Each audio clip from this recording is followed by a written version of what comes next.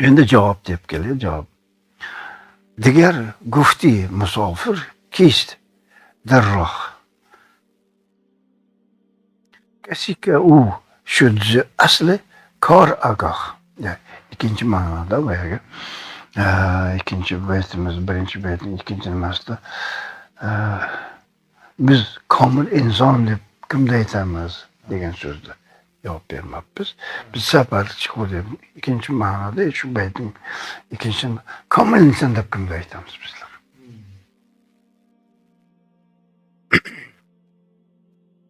Endi boyagi safarga chiqib adashib boyagi dovdirab tentirab yurganini tushuntirib berdik endi. Qo'ldan kelgancha endi uni tushuntirishga ham hojat yo'q. Hammamiz ham ko'rib turibmiz uni. Lekin shunga aqlimiz tushuntirib, mana bu adashuvchilar mana shunaqa bo'lar ekan deb hayolimizga gap kelmaydi. Hayolimizga u narsa kelmaydi. Adashuvchi mana shunaqa bo'lar ekanda. Chunki asl maqsad nima ekanligini tushunmaganimizdan keyin u hayotchi ekan deb qo'yaveramiz endi.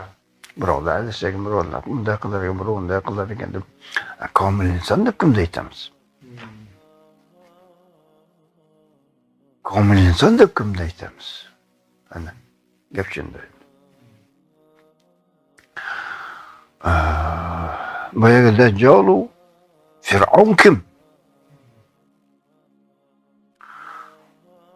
Dajjal Fir'aun degan so'z modda olamiga ega bo'lishlikka harakat qilgan odamlar.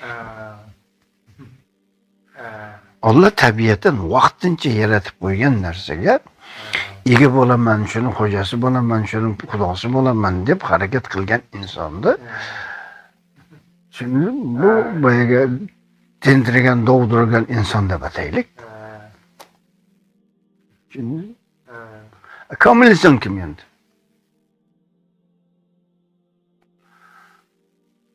Endi boyagi sen vaqtincha dunyodan tashqari, jasad dunyodan boshqari senda aras boyagi olaming bor, ruhoniyat olaming bor, javhar olaming bor.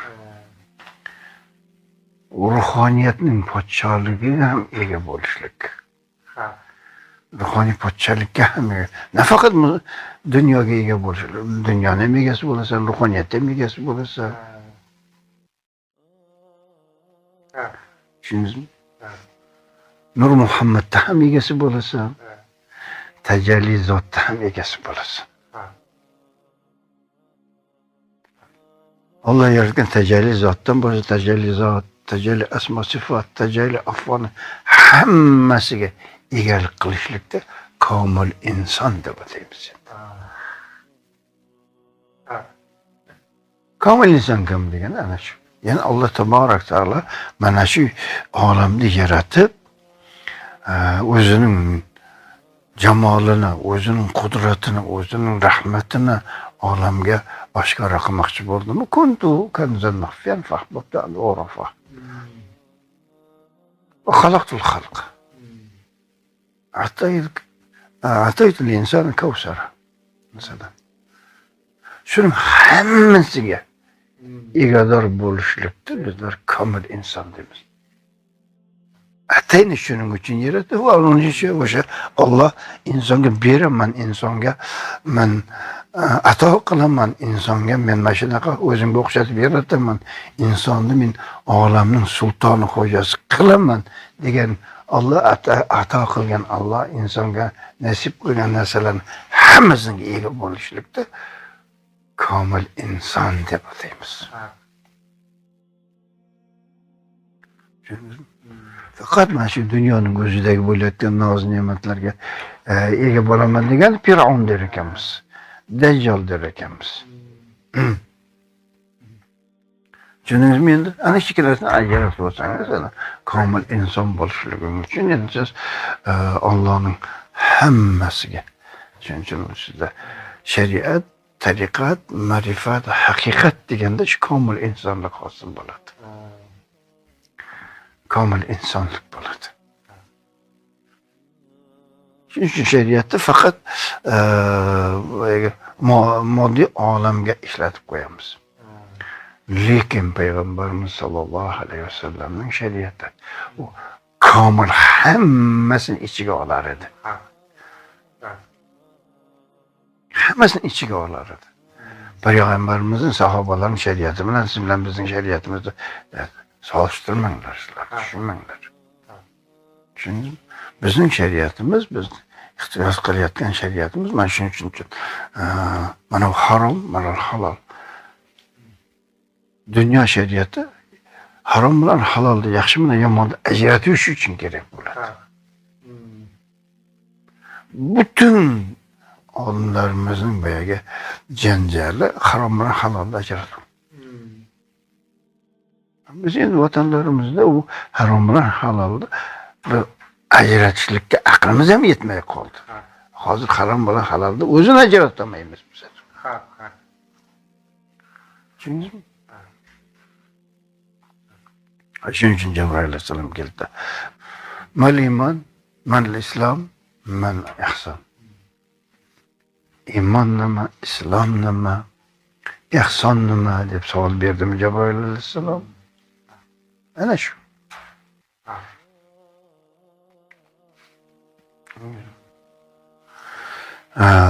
Yani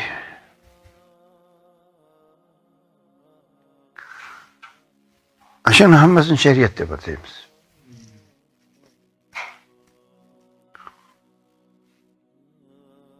Peygamberimiz Miraç'a çıktı mı?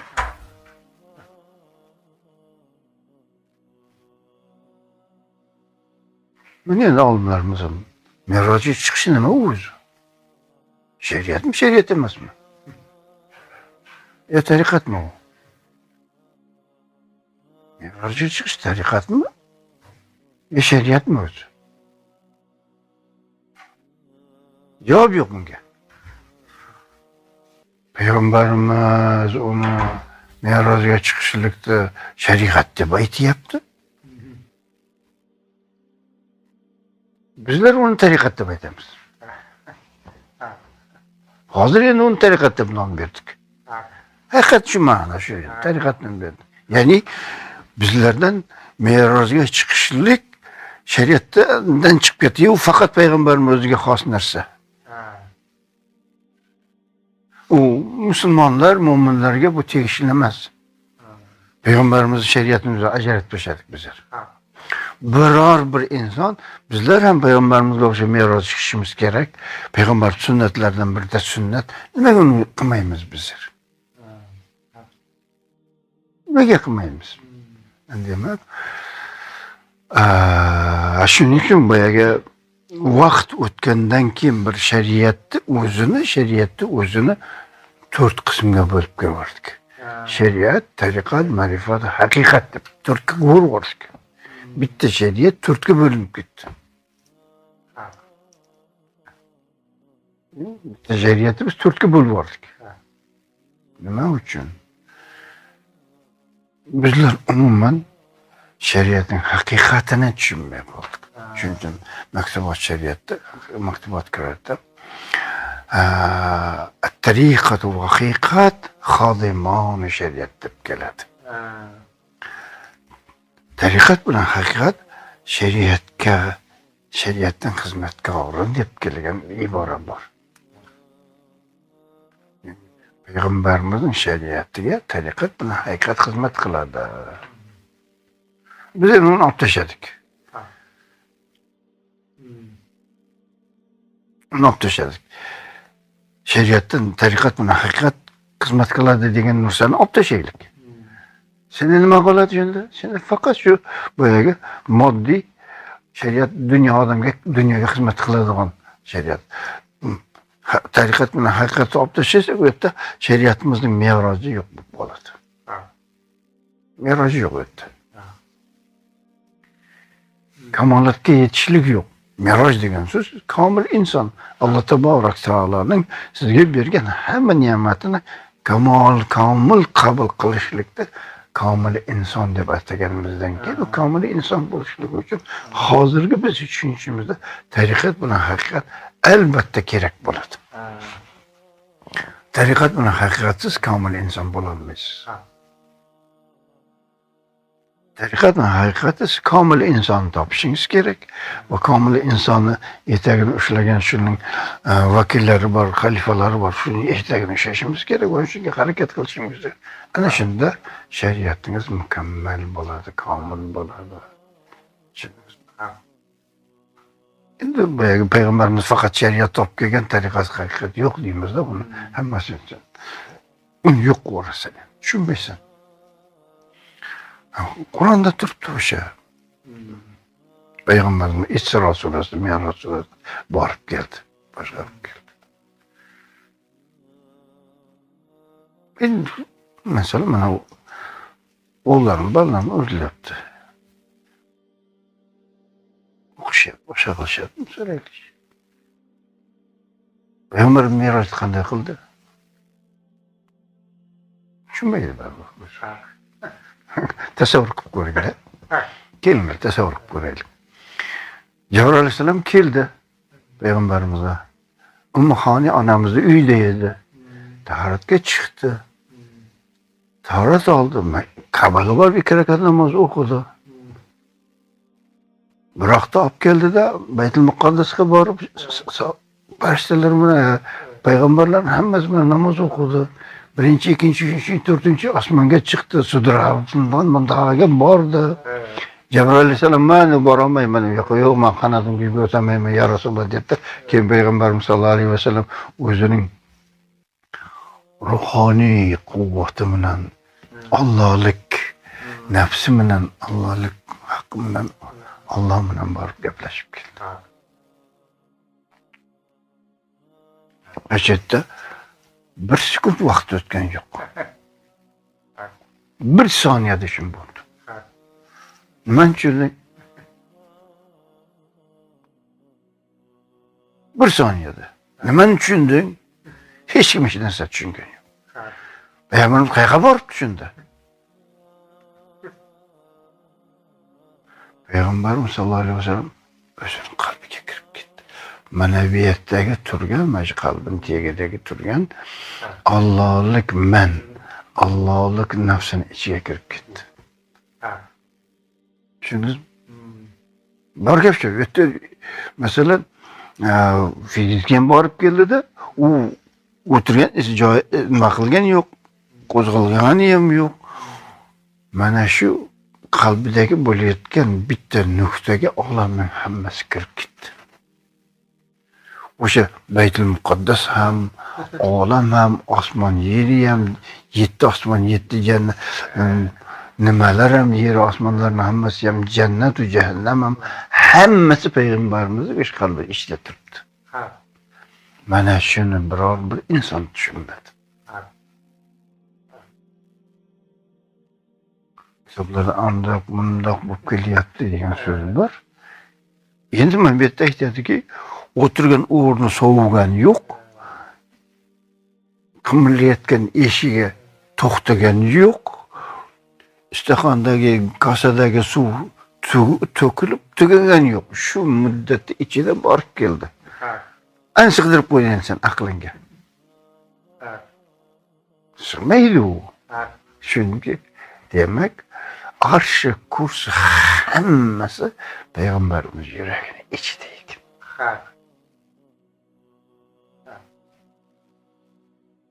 O'shani oshiqlarning bir nuqta deb qo'yib qo'yar ekan.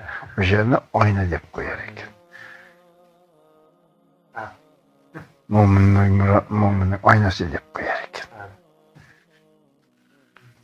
Ashun tushunsangiz, mana bu komil inson bo'lish, u Me'rojga chiqishlikda kecha aytdik-ku. Payg'ambarimizga nimaga kerak edi Me'rojga chiqishlik? Payg'ambarimizga payg'ambarlik berildimi, u Me'rojga chiqdi u. Payg'ambarimiz u Me'rojdan qaytadan tushgan emas, abad shu Me'rojning egasi payg'ambarimiz. Avval yaratilgan payg'ambarning nurini yaratilganda Alloh unga beradigan narsasini berib, olamning podshosi payg'ambari yo'q, Allohning vakili bo'lib qolgan. Endi dunyoga kelib payg'ambar kelib, u payg'ambarimiz sollallohu alayhi vasallam odam otadan boshlab hamma payg'ambarlar shu Me'rojga olib chiqdi. Payg'ambarimiz xizmat qilyapti chetlarda. Payg'ambarimiz Ahmadiyya nomi xizmat qilyapti. Payg'ambar dunyoga tug'ilmay turib hamma payg'ambarlarga xizmat qilyapti. Endi dunyoga payg'ambar bo'lib kelgan Me'roj nima keragi bor? Ummatini musulmonlarni shu Me'rojga olib chiqish uchun shularga bir qilinglar. Senlarning Me'rojing turibdi. Sening Me'rojing qalbingning tagida turibdi. Nimaga sen tushunmaysan sen?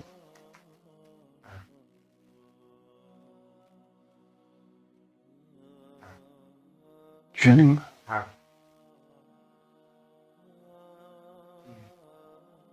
Bitta Hazrat Pirimizning zikrining kamolatini tushunasan. La ilaha hech maqsudi illalloh zot pokda atayna o'sha tajalli zotning bitta juzi, bitta nuqtasi turibdi men bitta.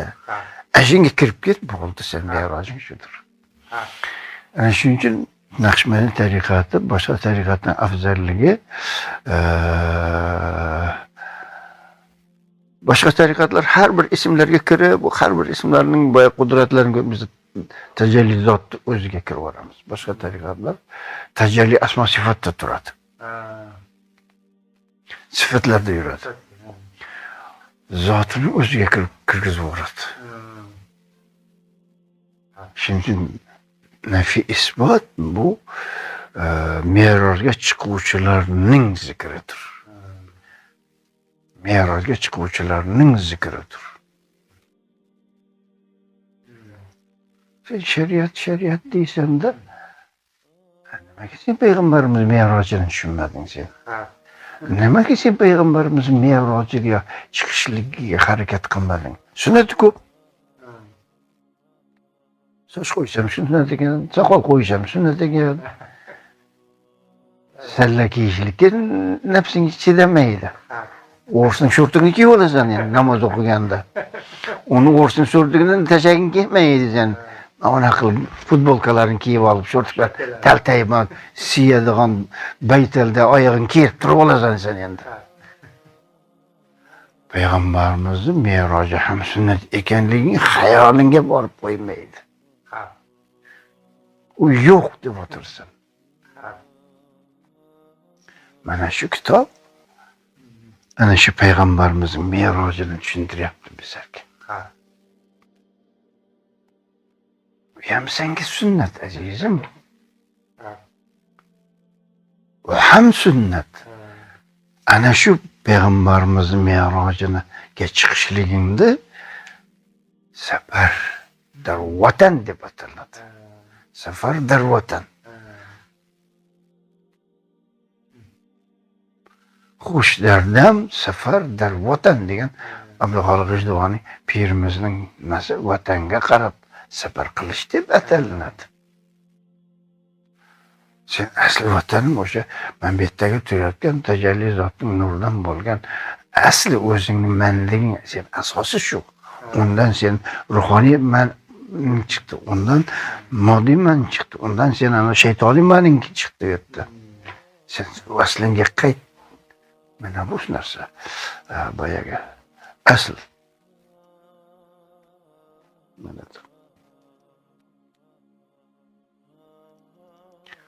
diğer ko'p musofir kechdi. Yana bittasi musofirni kim deb aytamiz? Musofir kim u? Kasi ka u shu asli kor aqoq.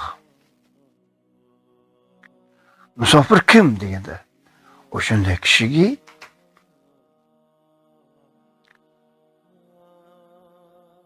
asl ishning nima ekan, asl maqsadning nima ekanligini tushungan insonni musofir deymiz. Asl maqsad nima ekan endi? Shu eshakka o'xshab hayot kechirib o'qishlikmi? Nima uchun hayot kechirishni tushunmasang, o'zing kim ekanligini tushunmasang, sen olim bo'lding, ilm bo'lding, arab Qur'on kuniga o'qib chiqasan-da, o'zing asling bo'lgan mana bu qalbingga Me'roj qil. Onun uchun bir yo'l boshchi, karvon boshchi degan bir pirni ushlab ol. O'shan karvon qilib ashaga olib borib qo'ydi. Bu shirk deb baqirasan. Tariqat yo'q deb baqirasan. Haqiqat yo'q deb baqirasan. Kellanga eshak tepgan shayton, eshagi tepgan sen kellanga. Miyang ishlamaydi seni. O'zing kim ekanligingni tanimaysan. Nima uchun hayot kechirayotganingni tanlaysan. Nafsingning nima ekanligini tanimaysan.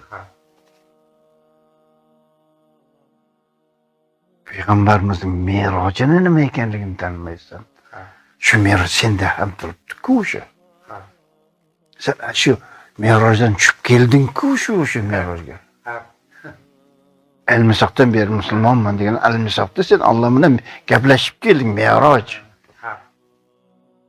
Payg'ambarimiz abadil-abad merojdan tushmagan dedikmi? Sen ham merojga chiqqansan.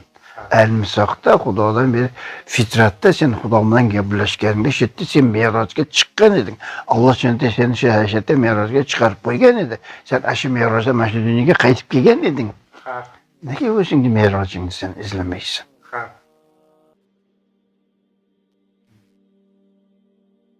Nimaga ishlaymaysan şimdi? Musofir kim? So'pi kim? Это тот, кто вник в основу дела.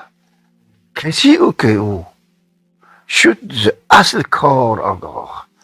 Ishning aslidan ogoh bo'lgan insonda biz musofir der ekanmiz, sufi der ekanmiz biz.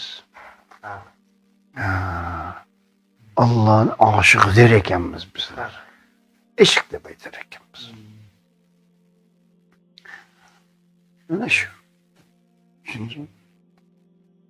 Shu aslida ana shu ma'no.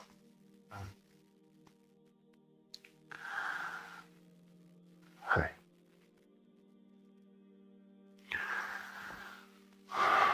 Hamma narsa sunnat. Biz faqat oyat bilan hadis bilan yuramiz deb dovdiraysan sen. Oyat qo'ysang endi. Dovdiramaysan sen oyat bilan hadis bilan yurolmaysan. Nima? Isro surasi oyat emasmi? Payg'ambarimiz chiqqan ular oyat emasmidi? Payg'ambar merosga chiqqan oyat emasmidi? Sahobalar merosga chiqqan oyat emasmidi? Qabr bilan minbarning orasi jannatda, payg'ambarimiz jannatda namoz o'qiganlik oyat emasmidi? Ashara-i mubashshara qilib 10 ta sahobalar jannati bo'ldi degan so'z oyat hadis emasmidi senga? Qanday qilib ular bo'lib qoldi degan so'z? Sen o'zing aslingni tanimaysan, shuning uchun bu to'g'ri yurasan sen. Aslingni tanimaysan sen.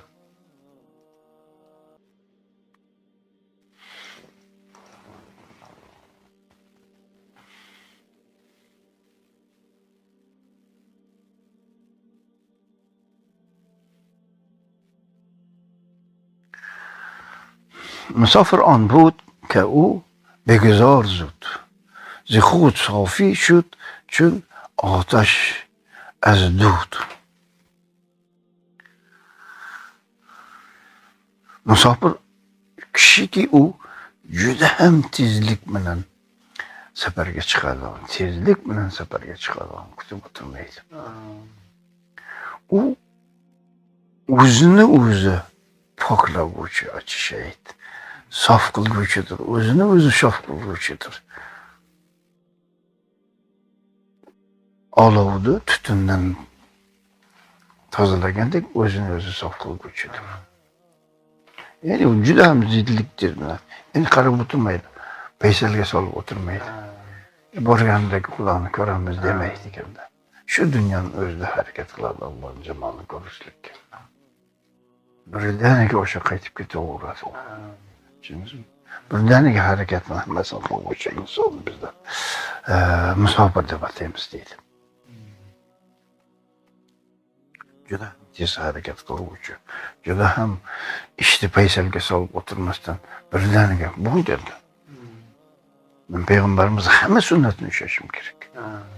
Faqat o'zimizga mana shu o'zimni dunyoda o'zimni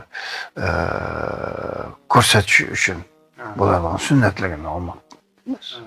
Hamma sunnatni zohiriy va botiniy sunnatlarini hammasini payg'ambarimizning kamoloti nubuvvatiga she'rin kamolot nubuvvati bor, payg'ambarimiz kamolatini erishish uchun harakat qilgan insondir bizlar. Komil inson deb ataymiz. To'liq inson deb Allohdan keladigan fayzi hammasi oluvchilar deb aytamiz. Ya'ni komil insonlar shular. Subhanallahi va bihamdihi.